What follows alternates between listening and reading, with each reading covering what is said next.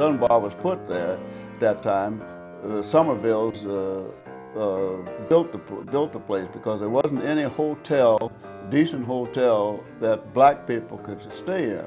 There weren't very many accommodations for blacks at the time in the way of hotels. Any dignitary that came here, the only place he could stay was at the Dunbar Hotel.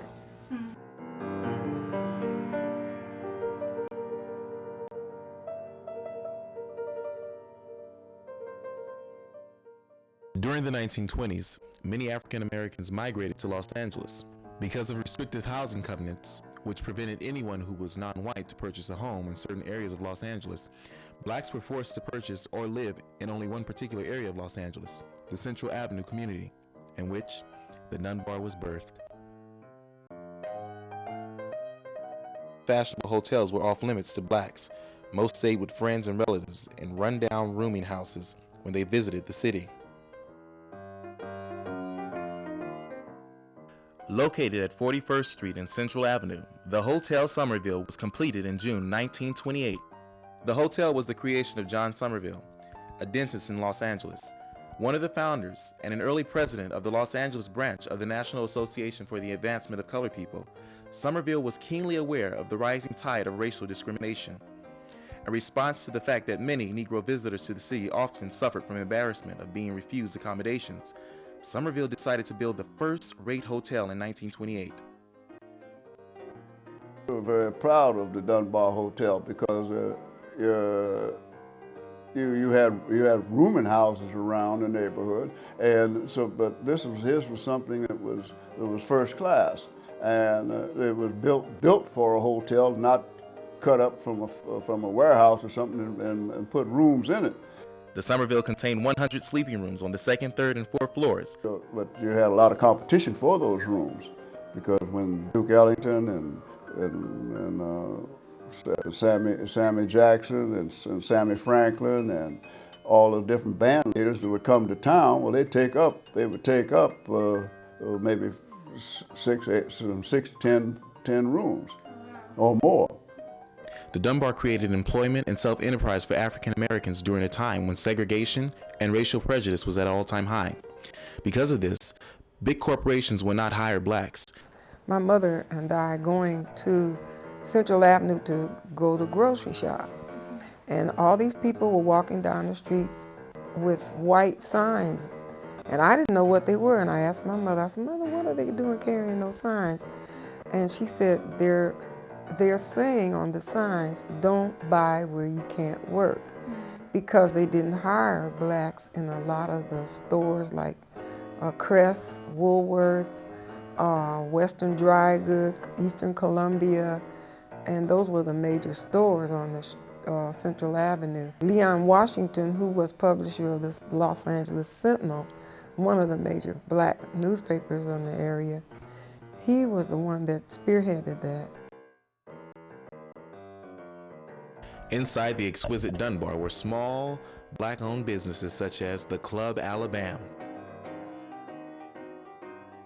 Drugstore in there at one time, and the beauty shop, and so it wasn't just a hotel. And it served as the first site of the West Coast NAACP convention.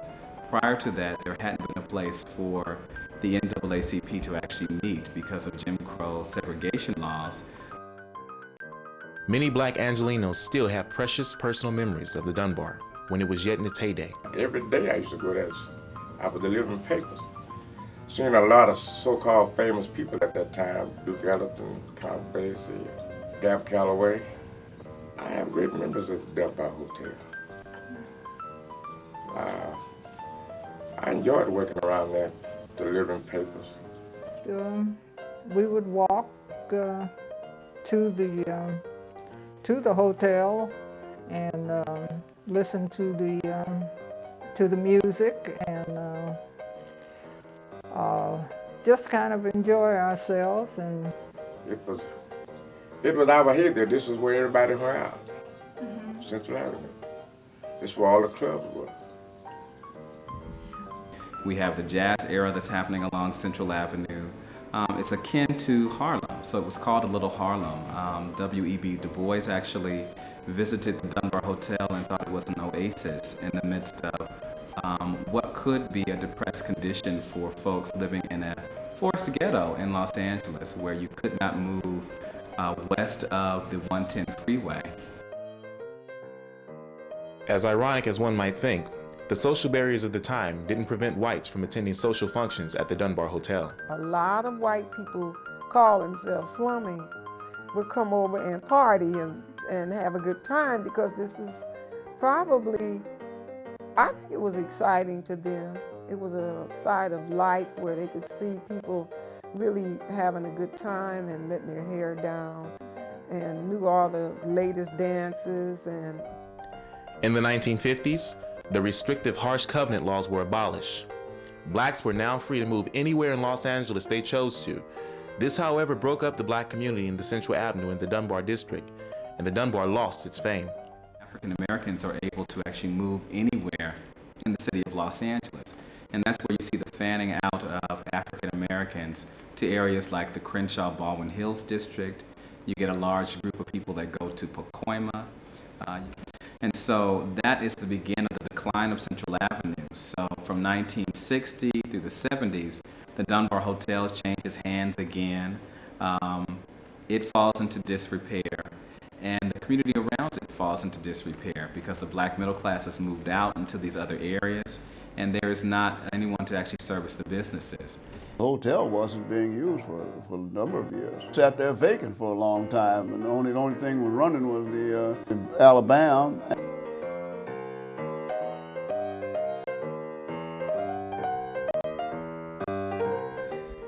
In 1988, a group of concerned citizens actually got together to turn the Dunbar Hotel into a museum. It laid in a dilapidated condition since about 1950.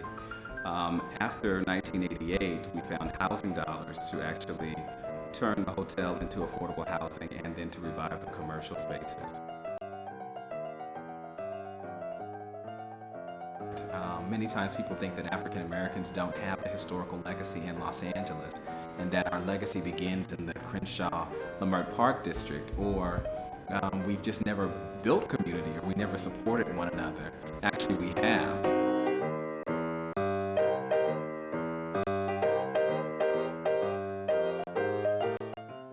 I miss it. I miss the sense of community.